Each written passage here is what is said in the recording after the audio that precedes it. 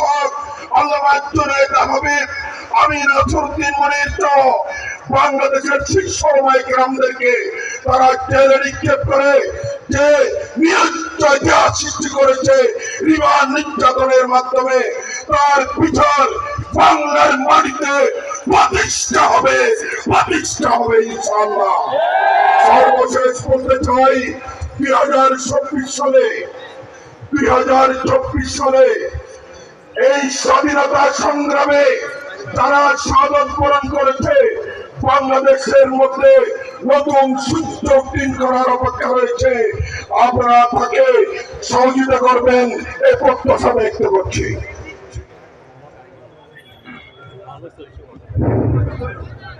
সম্মানিত হাজিরিন, হেফাজতে ইসলাম বাংলাদেশ রাউজান উপজেলা কর্তৃক আয়োজিত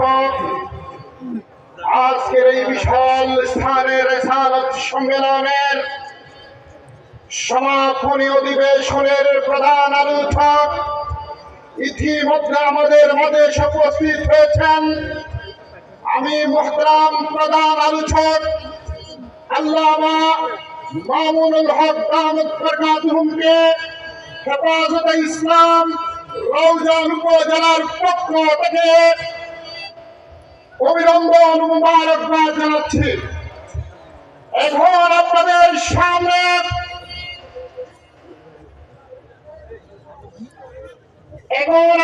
সামনে অত্যন্ত গুরুত্বপূর্ণ আলোচনা করবেন আজকের প্রধান আলোচক আল্লামা মামুনুল হক দামাত বরকাতুহুম।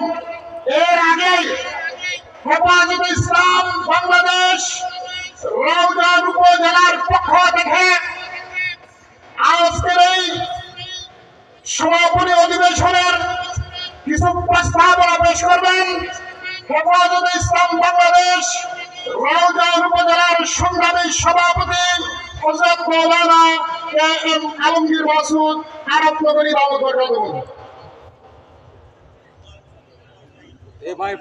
এখন উপজেলা হেফাজতের পক্ষ থেকে আজকের অতিথিকে ক্রেস্ট প্রদান করবেন উপজেলা নেতৃবৃন্দ সভাপতি মাওলানা কে.এম. আলমগীর মাসুদ সহ উপজেলা নেতৃবৃন্দ।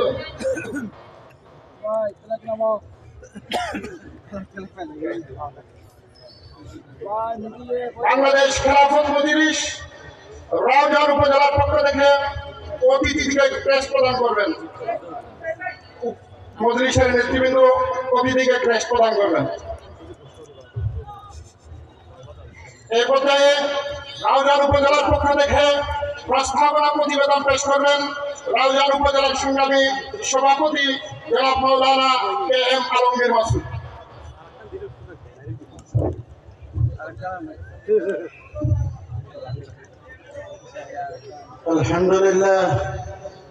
الحمد لله حمدا كثيرا الله أكبر كبيرا। আজকের রাউজান হেফাজ ইসলামের উদ্যোগে প্রথমবারের মতো আয়োজিত শানে রিসালাত সম্মেলন আমাদের